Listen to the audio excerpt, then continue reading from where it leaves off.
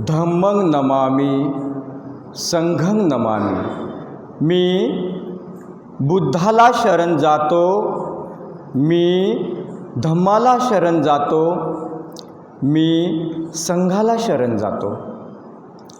भगवान बुद्ध आणि त्यांचा धम्म या ग्रंथाच्या पठणाच्या प्रसंगी नागसेन बुद्धविहारामध्ये उपस्थित सर्व उपासक उपासिका, लहान थोर बालिका या सर्वांचं मी या प्रसंगी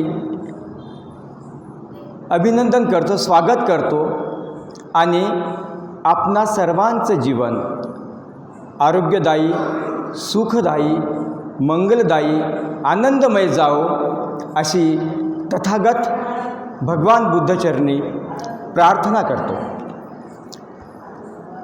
एक सुंदर दानावर धम्मगाथा आहे। येणाऱ्या पौर्णिमेसाठी,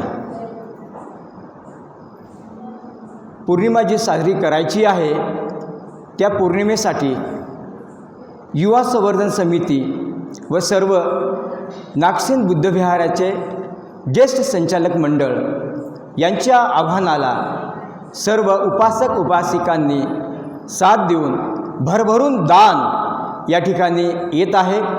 आणि दानाचं किती महत्त्व आपल्या या धम्मामध्ये आहे। तथागत म्हणतात, दानं दानं मनुस्सान, दानं दुगत्ती निवारण, दानं सगस सोपान, दानं सबत साधक। इसका सरल अर्थ है, दान हमें मनुष्य का स्थान देता है।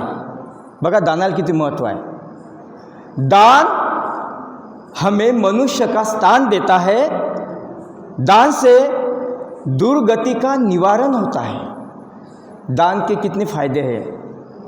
तथागत कहते हैं, दान से ही दुर्गति जो होती है उसका निवारण भी दान से ही होता है। दान से सुगति नामक मुक्ति की सीढ़ी सोपान है। सुगति नामक की जो मुक्ति की सीढ़ी है वो भी सोपान है। दान से हमें सब कुछ मिल सकता है, यहाँ तक कि निब्बान भी, जो पूर्ण पद है, निब्बान पद, सर्वोच्च पद जो है वो दान से हमें मिल सकता है। इतना महत्व भगवान बुद्ध ने इस दान के बारे में कहा है। आणि अतिशय आनंदाची गोष्ट मी अगोदर सांगितलं, येत्या पौर्णिमेला खूप चांगल्या प्रकारे आपला हा कार्यक्रम होणार आहे। सर्व सरळ हाताने फुल ना फुलाची पाकळी आपल्या या विहाराला दान करतायत। आपण पुढे जात असताना मागच्या काही दिवसामध्ये आपण माता रमाई आणि बाबासाहेब यांच्या जीवनातील काही कारुण्यमय प्रसंग पाहिले। ती माय माऊली पै पैसे जमा करून आपला चरितार्थ चालवत होती आणि त्या विलायतेमध्ये शिकणाऱ्या बाबासाहेबांना सुद्धा इथून ती पैसे पाठवत होती। एवढी त्यागमय माऊली रमाई आणि बाबासाहेब आपण मागच्या वेळेस पाहिले। गोष्ट अशी आहे की या माऊलीचं निधन 1935 साली झालं। संपूर्ण त्या कुटुंबाचा भार, लेकरांचा आजार, एक एक मरण, 13 निधन त्या माऊलीनं पाहिले। या सर्व दुःखासोबत ती सुद्धा हळूहळू मरत होती, हळूहळू क्षीण होत होती। आणि या माऊलीचं निधन 1935 साली निधन झालं। बाबासाहेब एकाकी पडले. बाबासाहेब एकाकी पडले, परंतु तरीही या समाजाच्या भल्यासाठी, या समाजाच्या गोरगरिबांच्या भल्यासाठी, विकासासाठी बाबासाहेब अहोरात्र मेहनत करत होते. बाबासाहेबांनी विविध प्रकारच्या आजारांनी जडलं होतं. त्यामध्ये होते मधुमेहाचा आजार झाला होता बाबासाहेबांना, रक्तदाब होता, युरायटेस्ट नावाचा आजार होता, सांधेदुखी, संधिवात या विविध प्रकारांच्या आजारांनी बाबासाहेब ग्रासले होते. त्यावेळेस दिल्लीहून आल्यानंतर बाबासाहेबांचं त्यांचे मित्र, मुंबईचे परिचित मित्र एन राव यांच्या घरी येणं जाणं होतं आणि त्यांच्या मुलीची मैत्रीण सविता कबीर, ज्या माईसाहेब आंबेडकर त्या होत्या, त्यांच्या मुलीची मैत्रीण होती यश राव यांची. आणि डॉक्टर बाबासाहेब आंबेडकरांना ह्या विविध प्रकारचे आजार जडल्यामुळं ज्यावेळेस त्यांना वेळ मिळत असे त्यावेळेस ते मुंबईतल्या डॉक्टर मालवणकर यांच्या घरी जात होते, यांच्या दवाखान्यामध्ये जात होते. मालवणकरसुद्धा त्यांचे फॅमिली डॉक्टर होते. बाबासाहेबांचे आजार त्यांना माहीत होते आणि तो काळ 1947चा होता. नुकतंच भारताला स्वातंत्र्य मिळालं होतं. जिकडे तिकडे हाहाकार होता, स्वातंत्र्य मिळाल्याचा आनंदसुद्धा होता आणि बाबासाहेबांची तब्येतही इकडे क्षीण होत चालली होती. बाबासाहेबांचे सहकारी होते, मित्र होते, ते म्हणायचे, बाबासाहेब 14 वर्ष झाले तो रमाईंना जाऊन, तुम्ही सहचार्याने ढूंढली पाहिजे, शोधली पाहिजेत, तुम्ही लग्न केलं पाहिजेत, कारण पत्नीशिवाय तुमची देखभाल कोण करणार आहे. आपल्या पतीचं खरं दुःख जे असते, हे खरं दुःख पतीलाच माहीत असते. पत्नीच त्याचं निवारण करू शकते, पत्नीच देखभाल करू शकते. त्यामुळं बाबासाहेब तुम्हाला सहचार्याने असणं आवश्यक आहे, तुम्ही लग्न केलं पाहिजेत बाबासाहेब. असा सगळ्या स्तरातून, सर्व मित्रपरिवारातून बाबासाहेबांना सांगत होते लोक. बाबासाहेबही विचार करत होते की खरी गोष्ट आहे, मला तर जगलं पाहिजेत या समाजासाठी, अजून तर खूप काही करायचं आहे, त्यासाठी मी सहचारिणी शोधली पाहिजे. आणि योगायोगानं डॉक्टर मालवणकरांच्या दवाखान्यामध्ये ह्या सविता कबीर ह्या MBBS झालेल्या होत्या आणि तिथे प्रॅक्टिस करत होत्या. सुदैवानं बाबासाहेबांची तपासणीसुद्धा याच माऊलीने जी डॉक्टर होती त्या सविता कबीरांनी केली. बाबासाहेबांना पाहिलं की खूप बरेचसे आजार आहेत आणि त्या ठिकाणी मग बाबासाहेब आणि सविता कबीर यांची पहिली भेट झाली मालवणकरांच्या, डॉक्टर मालवणकरांच्या दवाखान्यामध्ये. आणि मग बाबासाहेबांना अपेक्षित होती की हा जो माझा कार्यभार आहे, मला सतत बाहेर राहावं लागतं, मी जी पत्नी करेल तिला मी पाहिजे तसा वेळ देऊ शकणार नाही आहे. पत्नी करील ती फक्त तिनं माझं दुःखच करावं, माझं जे काही आजार आहे त्या आजारातून मला मुक्त करावं, मला देखभाल करावी आणि समाजासाठी मला जास्तीत जास्त कसं जगता येईल यासाठी तिनं माझी देखभाल करावी. मग आपल्या समाजामध्ये सुशिक्षित, शिकलेली, संपूर्ण या संकटामध्ये साथ देणारी स्त्री काही मिळाली नाही. आणि माईसाहेब म्हणजे सविता कबीर, त्यांचं आडनाव कबीर होतं आणि उच्च घराण्यातल्या होत्या त्या. माईसाहेब आंबेडकर, सविता आंबेडकर या उंच घराण्यातल्या होत्या आणि या दोघांमध्ये सुद्धा खूप अंतर होतं वयामध्ये, बरंच अंतर होतं सविता कबीर आणि बाबासाहेबांच्या वयामध्ये. पण हळूहळू बाबासाहेबांच्या मनामध्ये अशी भावना जागृत झाली की ह्या ज्या डॉक्टर आहेत यांनी जर माझी देखभाल करतायत, पण ह्या जर माझ्या जीवनसाथी झाल्या तर बरं होईल, असा शुद्ध विचार बाबासाहेबांच्या मनामध्ये आला. आणि मग त्यांनी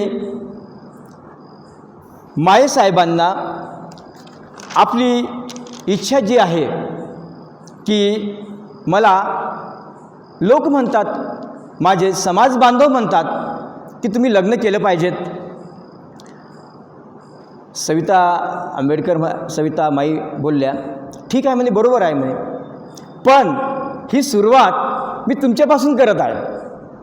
बाबासाहेबांनी स्पष्ट सांगून दिलं, जो जीवनसाथी मी शोधतोय ही सुरुवात मी तुमच्यापासून करत आहे. मग माईसाहेब बोलल्या की ठीक आहे, पहा म्हणे, माझ्या वयामध्ये आपल्या दोघांच्या वयात अंतर आहे. उद्या असं होता कामा नये की मी तुम्हाला वेळ देऊ शकणार नाही, मी समाजकार्यामध्ये असतो आणि त्यावेळेस मात्र मग तुम्हाला कठीण होईल. हे सगळं बोलणं झालं. माईसाहेब बोलल्या, काही हरकत नाही, माझे भाऊ हे मुंबईला राहतात आणि मी त्यांना एकदा विचारते.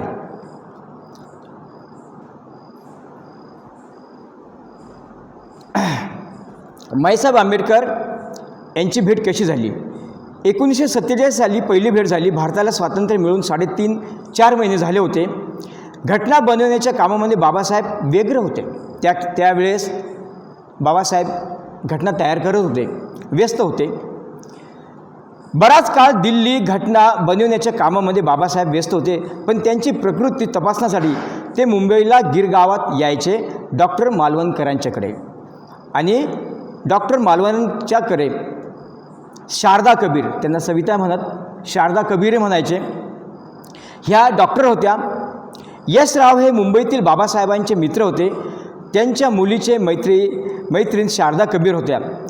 त्यामुळे 2 मार्गाने शारदा कबीर बाबासाहेबांच्या संपर्कात आल्या. म्हणजे एक, डॉक्टर यशराव त्यांची जी मुलगी होती त्यांच्या मुलीची मैत्रीण हे शारदा कबीर होत्या आणि डॉक्टर मालवणकरांच्या दवाखान्यामध्ये त्यांची भेट झाली. मालवणकर हे मित्र होते. बाबासाहेब त्यांना सांगायचे की माझे अनेक मित्र सांगतात की सहचर्याने करून घ्या, तुम्हाला आणखी जगावं लागेल, निरोगी जगावं लागेल व समाजाला सुद्धा मोठी गरज आहे. त्यामुळे बाबासाहेब सुद्धा शारदा कबीरांना सुद्धा बोलायचे आणि सहचर्याचा शोध ते तुमच्यापासूनच करतोय. शारदा कबीरांना समजले बाबासाहेबांनी आपणाला लग्नासाठी विचारले आहे. आणि मग जरा चलबिचल झाल्या माईसाहेब आंबेडकर. जातीचा प्रश्न, ह्या डॉक्टर होत्या, बाबासाहेबांच्या वयातलं अंतर. बाबासाहेब त्यावेळेस कायदेपंडित होते, भारताचे पहिले कायदेपंडित बाबासाहेब होते. आणि मग विचारांची घालमेल झाली आणि मग बाबासाहेबांनी सांगितलं की तुमच्यापासून सुरुवात करत आहे. शारदा कबीर बोलल्या, माझे भाऊ वसंत कबीर हे माझे मोठे भाऊ आहेत आणि मी त्यांना विचारलं पाहिजेत. आणि मग शारदा कबीरांनी त्यांचे मोठे भाऊ वसंत कबीर यांना विचारलं की जे कायदेमंत्री आहेत बाबासाहेब आंबेडकर, त्यांची इच्छा आहे माझ्यासोबत लग्न करायची. त्यांचा जो भाऊ होता वसंत कबीर, अतिव आनंद झाला. अरे वा वा वा वा वा, म्हणजे जो कायद्याचा मंत्री आहे त्याची तू पत्नी होणार आहेस, असं आनंदानं त्या माईसाहेबांच्या भावानं होकार दिला. आणि मग बाबासाहेबांच्या लग्नाचा दिवस ठरला 14 एप्रिल. 14 एप्रिल लग्नाचा दिवस ठरला. परंतु बाबासाहेबांचा चाहता वर्ग, बाबासाहेबांचे अनुयायी, बाबासाहेबांना मानणारे दिग्गज त्या दिवशी बाबासाहेबाला भेटायला येणार. 14 एप्रिल म्हणजे बाबासाहेबांचा जन्मदिवस. मग मात्र प्रश्न पडला की काय करायचं. तो दिवस आपण त्या दिवशी लग्न नाही करायचं, आपण 15 एप्रिलला लग्न करू. आणि मग 14 एप्रिल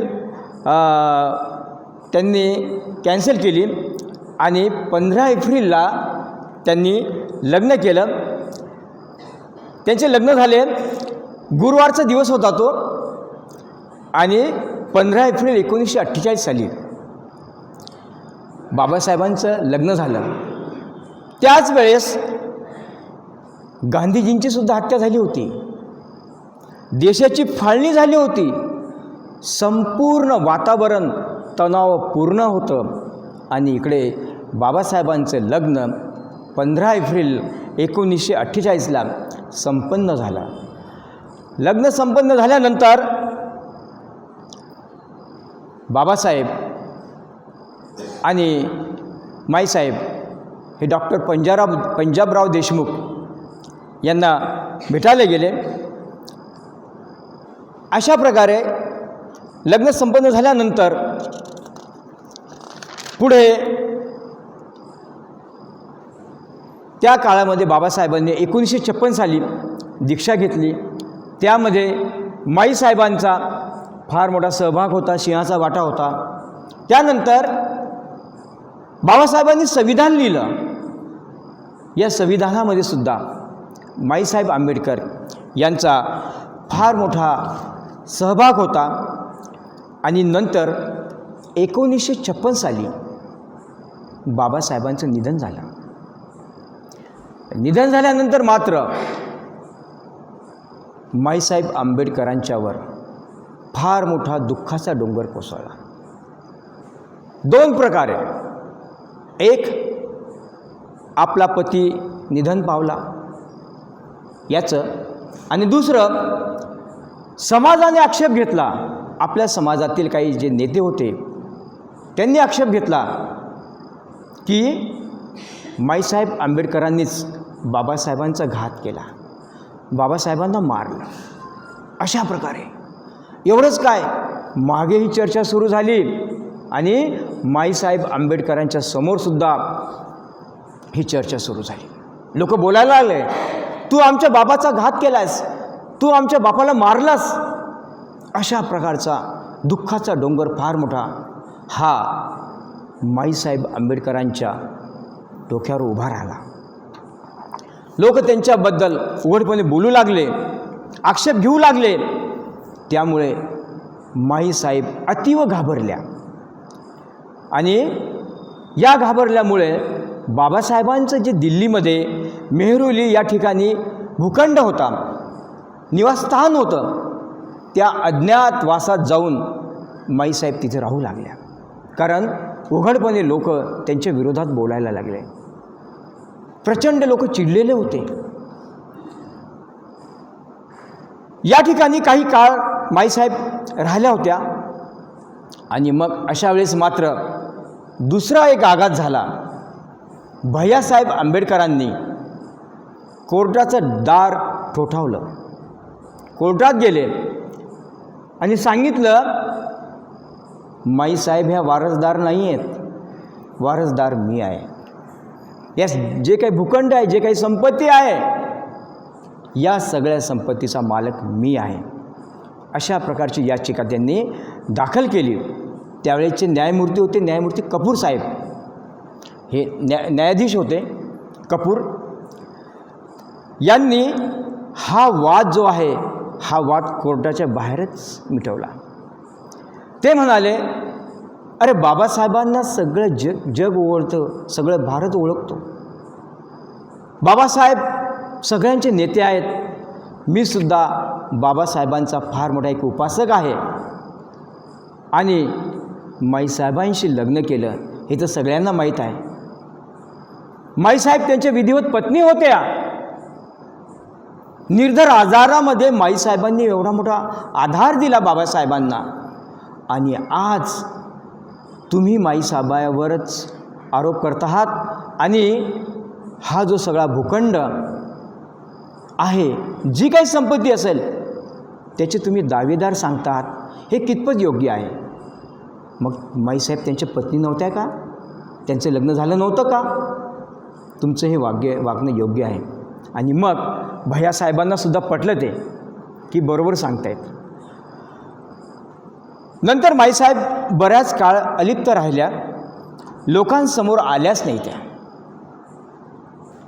कारण पूर्ण समाजानं त्यांच्यावर शाब्दिक घणाघाती प्रहार केला होता. त्यामुळं चार चौघामध्ये माईसाहेब कधीच आल्या नाही. बराच काळ त्या अलिप्त राहिल्या. नंतर दादरमध्ये माईसाहेबांचे भाऊ राहत होते, वसंत, आणि दिल्ली सोडून ते दादरला आले त्यांच्या भावांच्याकडे, थोडंफार वातावरण बदल म्हणून. आणि रोज सकाळी त्या व्हरांड्यामध्ये पेपर वाचत बसायचे माईसाहेब. त्यांचा जो व्हरांडा होता त्या व्हरांड्यामध्ये पेपर वाचत बसायचे.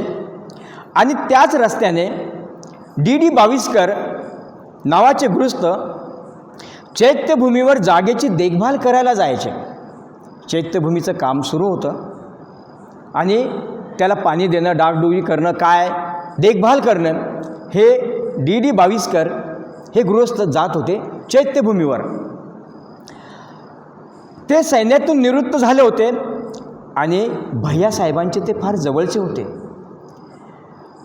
त्यांनी पहिल्या फेरीमध्ये जाताना त्यांनी माईसाहेबांच्याकडे पाहिलं आणि विचार केला की ह्या तर माईसाहेबच दिसत आहेत.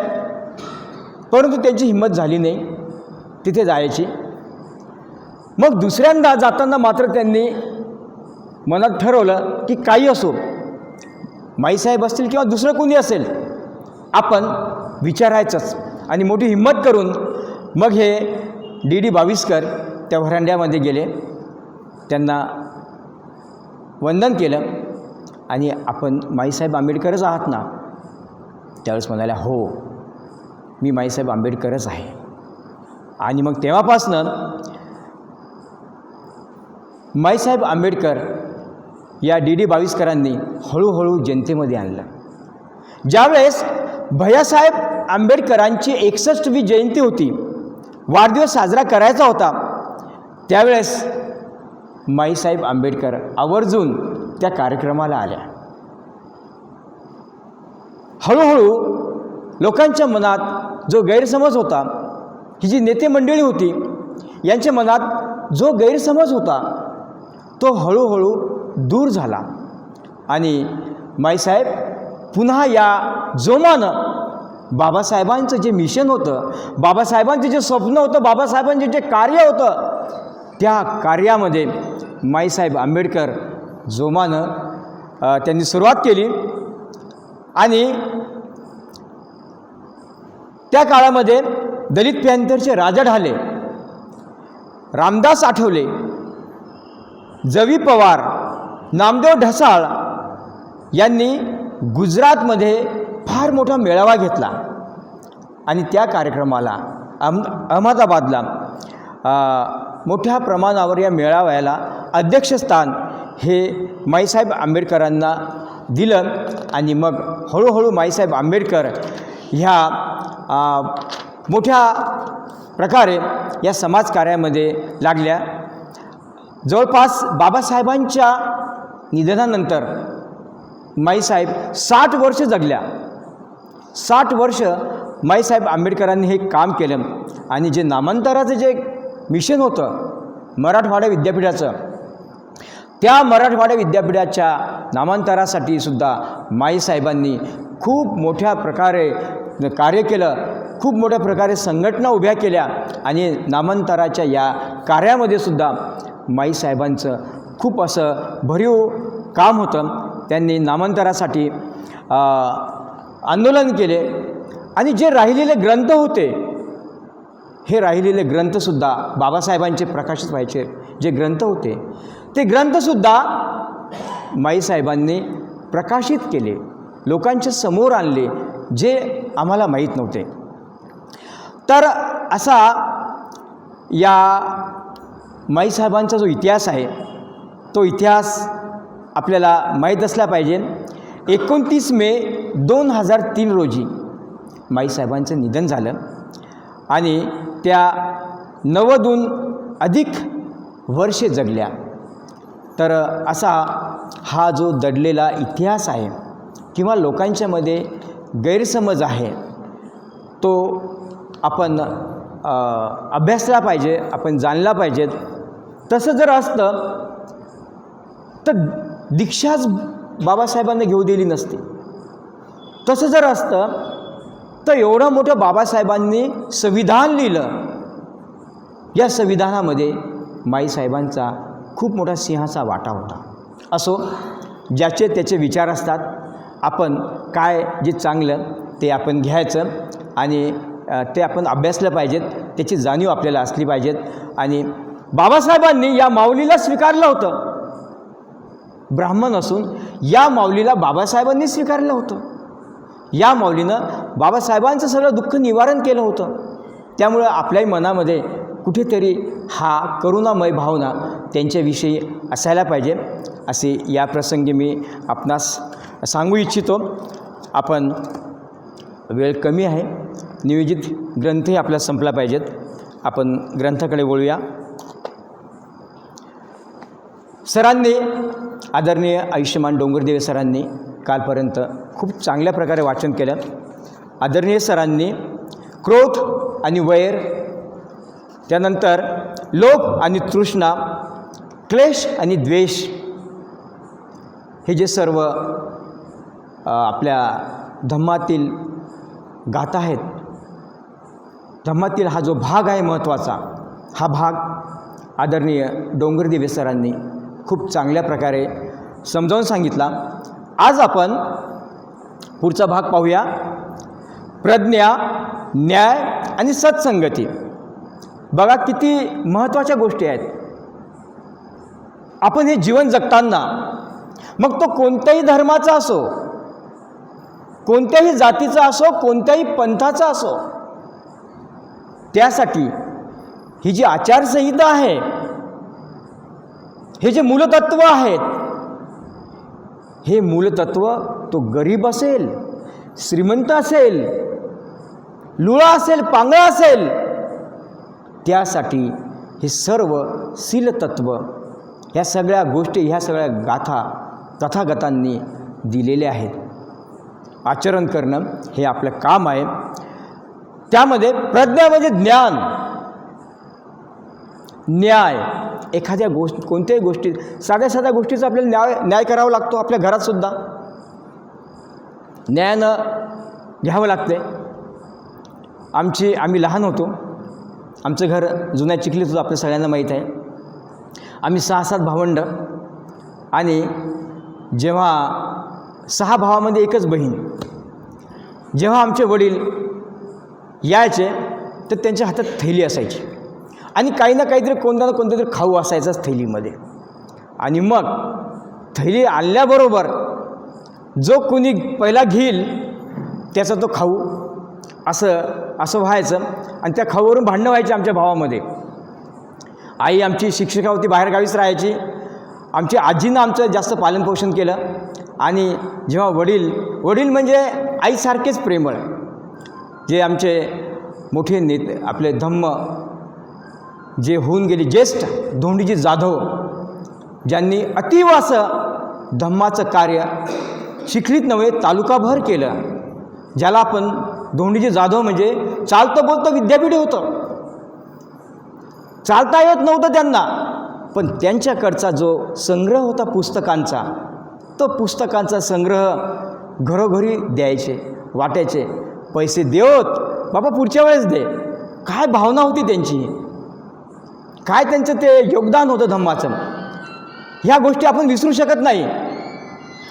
हे जे लोक होऊन गेलेत हे महान विभूती आहेत.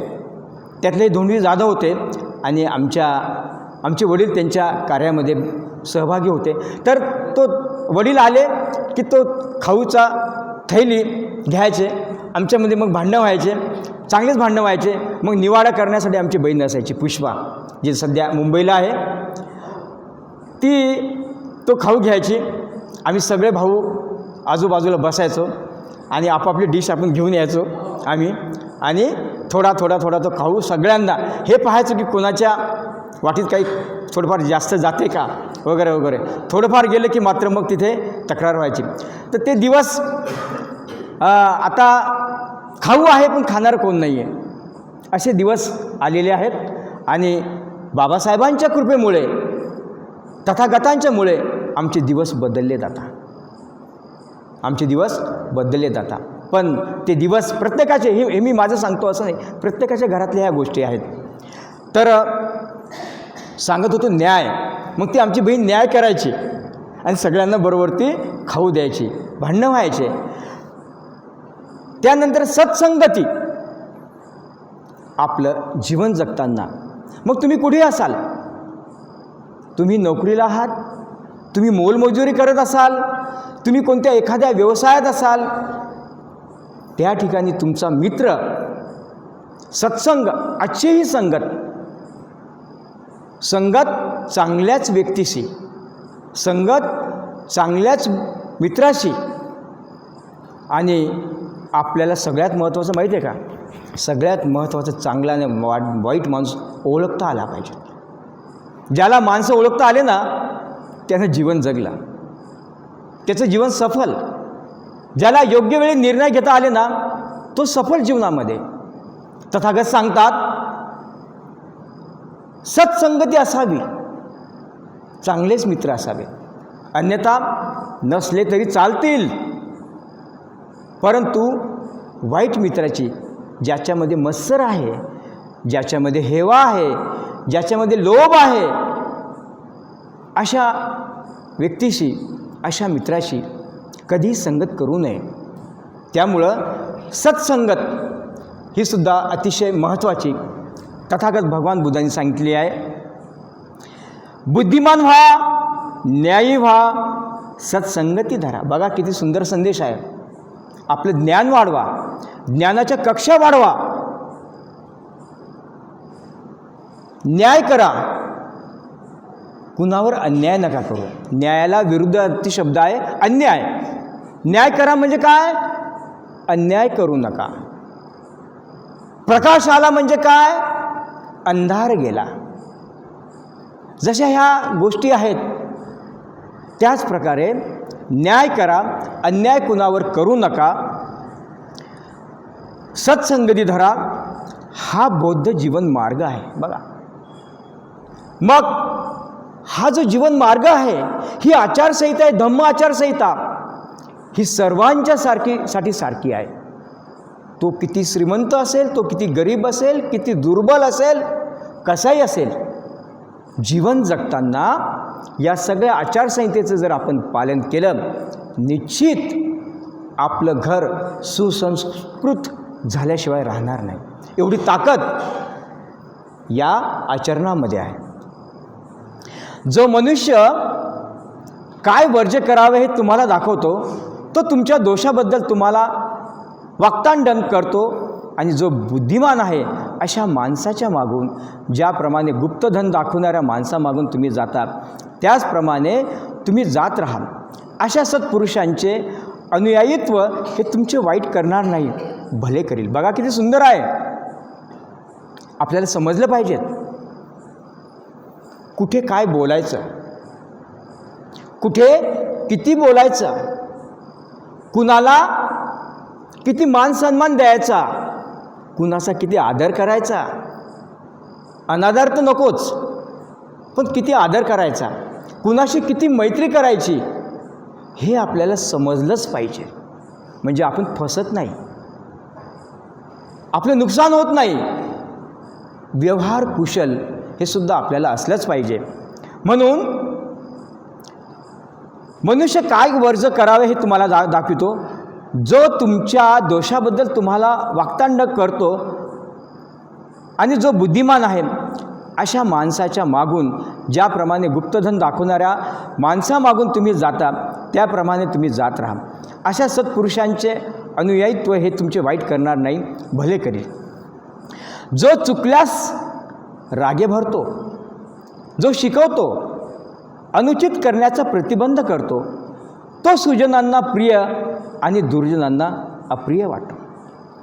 बघा, आपल्या हातून जर काही चुकत असेल, आपल्या हातून कुणाचं जर मन दुखवत असेल, किंवा एखादं काम करताना आपण चुकीच्या पद्धतीनं जर करत असो, तर समोरचा आपला भलं चाहणारा असेल, आपला खरंच मित्र असेल, तर तो सांगेल, दादा हे तुमचं चुकलं, हे तुम्ही असं करायला नव्हतं पाहिजेत, असं वागायला नव्हतं पाहिजेत. तुमच्याबद्दल त्यांच्या मनात जर प्रेम असेल तर बरं का. आणि जर जाऊ द्या ना, फारच शहाणा आहे तो, काय त्याला वागण्याची पद्धत नाही, तो मात्र सांगणार नाही. केव्हा?